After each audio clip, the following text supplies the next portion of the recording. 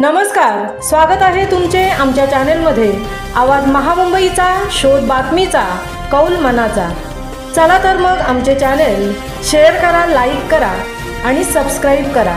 धन्यवाद। शिक्षकांसाठी क्षमता वृद्धी तालुकास्तरीय प्रशिक्षणास सुरुवात। शासन विद्यार्थ्यांच्या सर्वांगीण विकासासाठी प्रयत्नशील असून शैक्षणिक दर्जा उंचावण्यासाठी विविध उपाययोजना राबवल्या जात आहेत। त्याचाच एक भाग म्हणून पोलादपूर तालुक्यात शिक्षकांसाठी क्षमता वृद्धी तालुकास्तरीय प्रशिक्षण इयत्ता 1ली ते 12वी पर्यंतच्या सर्व शिक्षकांचे नियोजन करून माध्यमिक विद्यालय कापडे येथे तालुकास्तरीय प्रशिक्षण सुरू झाले असून प्रतिवर्ग 50 याप्रमाणे 4 वर्गांचे नियोजन गट शिक्षणाधिकारी संजय वसावे साहेब यांच्या नेतृत्वाखाली करण्यात आलेले आहे। सदर प्रशिक्षणाचे आज औपचारिक उद्घाटन गट शिक्षणाधिकारी वसावे यांच्या शुभ हस्ते करण्यात आले। यावेळी शिक्षण विस्तार अधिकारी शिवाजी महाडिक, केंद्र प्रमुख सोपान चांदे व सर्व प्रशिक्षणार्थी वेळेत उपस्थित राहून प्रशिक्षणासंदर्भामध्ये दिलेल्या मार्गदर्शक सूचनांनुसार प्रशिक्षण घेण्यात येत आहे। सदर प्रशिक्षण वर्ग 5 दिवस सुरू राहणार असून शिक्षण विभागामार्फत नियोजन करण्यात आले आहे। सदर प्रशिक्षणाचे नियोजन तालुका समन्वयक मंगेश चिल्ले व BRCचे भोये आणि भिसे यांच्या नियोजनबद्ध नेतृत्वाखाली प्रशिक्षण वर्ग सुरू आहेत। या प्रशिक्षणाला तज्ञ मार्गदर्शक म्हणून माध्यमिक व प्राथमिक या दोन्ही विभागांचे एकूण 14 शिक्षक कार्यरत आहेत। आवाज महामुंबईचा चॅनेलसाठी धनराज गोपाळसह तृप्ती भोईर, पोलादपूर।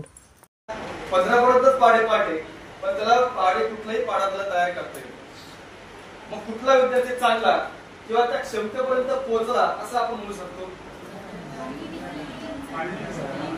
ते पाडे 30 पर्यंत पाठ असणारा का 15 पर्यंत पाठ असणारा? दोन्ही ठीक आहे। दोन्ही जे उभं राहिलं सगळ्यांना ऐकू येईल आपलं मत।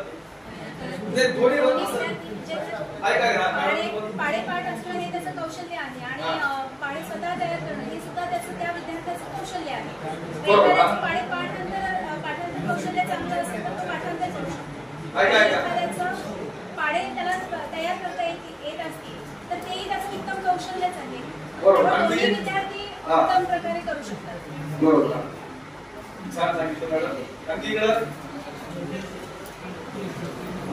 आता एका याच्यामध्ये त्याचे 15 पर्यंत पाठ लाभाच्या योजना सगळ्या योजना ज्या आपल्या शालेय शिक्षण विभागात राबवल्या जातात, मग विद्यार्थ्यांचे शालेय आरोग्य तपासणी असेल किंवा कल्याण आरोग्य व कल्याण किंवा विद्यार्थी लाभाच्या ज्या योजना असेल त्या सुद्धा याच्यात राबवल्या जातात। त्यानंतर शालेय शिक्षणाचं तिसरं लक्ष आहे लोकशाही आणि सामुदायिक सहभाग। आता लोकशाही म्हटलं की प्रत्येकाचं स्वतंत्र विचार मांडता येतात, कारण लोकशाहीचा जर व्याख्या केली तर लोकांनी लोकांसाठी चालवलेलं राज्य ही आपल्याला व्याख्या दिलेली आहे।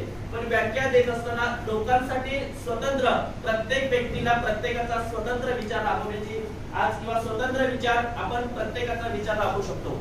आणि ह्या पद्धतीने लोकशाही आणि सामुदायिक सहभाग, एखादा सामुदायिक कार्यक्रम असेल किंवा एखाद्या शाळा हे आता शाळा फक्त 4 भिंतीच्या आतमध्ये राहिलेली आहे, तर समाजापर्यंत प्रत्येकाचा आपण पोहोचतोय। प्रत्येक शिक्षक हा समाजाच्या प्रत्येक घटकापर्यंत पोहोचतोय आणि प्रत्येक घटकाला तो शिक्षक काय करतोय, समाविष्ट करून घेतोय। आणि त्यामुळे लोकशाही, सामुदायिक सहभाग, त्यानंतर आर्थिक सहभाग, आपल्या ज्या सामाजिक संस्था असतील किंवा इतर संस्थेच्या माध्यमातून किंवा डोनरच्या माध्यमातून आपण आर्थिक सहभाग करतो। त्यानंतर